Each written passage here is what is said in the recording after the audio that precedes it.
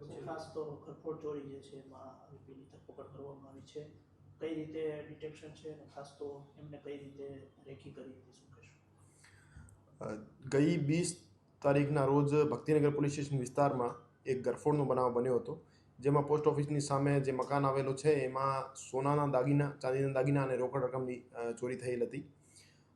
આમ કુલ 613 ગ્રામ જેવો સોનું અને 1694 ગ્રામ જેવી ચાંદી અને રોકડ રકમ મળીને કુલ 70 લાખ જેવા મુદ્દામાલની ચોરી થયેલ હતી.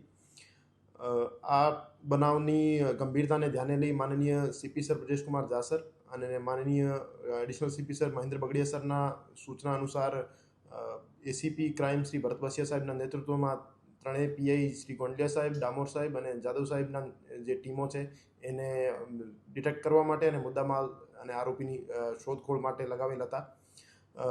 ક્રાઇમ બ્રાન્ચની ત્રણેય ટીમો દ્વારા આજે આજી ડેમ ચોકડી ખાતેથી આરોપીને તમામના તમામ મુદ્દામાલ સાથે પકડી પાડવામાં આવેલ છે. આરોપી જે છે એનું નામ ઇરફાન ઉર્ફે ભૂરો ઇકબાલભાઈ સમા, રહેવાસી ભાવનગર શહેર છે.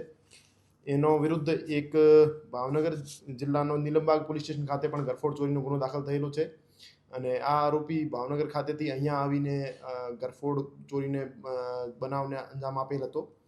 આ આરોપી પાસેથી ટોટલ તમામ 613 ગ્રામ સોનાના દાગીના જેની કિંમત કુલ 65 લાખ અને ચાંદીના દાગીના કુલ 1694 ગ્રામ જેની કિંમત 1,32,000 અને 2,35,000 જેવા રોકડ રકમ તમામ મુદ્દામાલ એમના પાસેથી રિકવર કરવામાં આવેલ છે.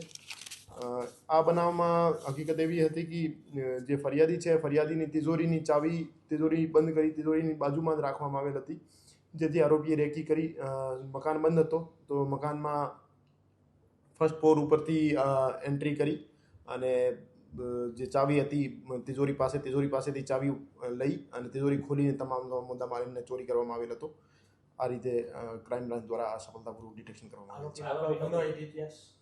આરોપી વિરુદ્ધ જે રીતે મેં જણાવ્યું, નીલમબાગ પોલીસ સ્ટેશનમાં એક ગરફોડ ચોરીનો ગુનો દાખલ થયેલો છે 2018માં.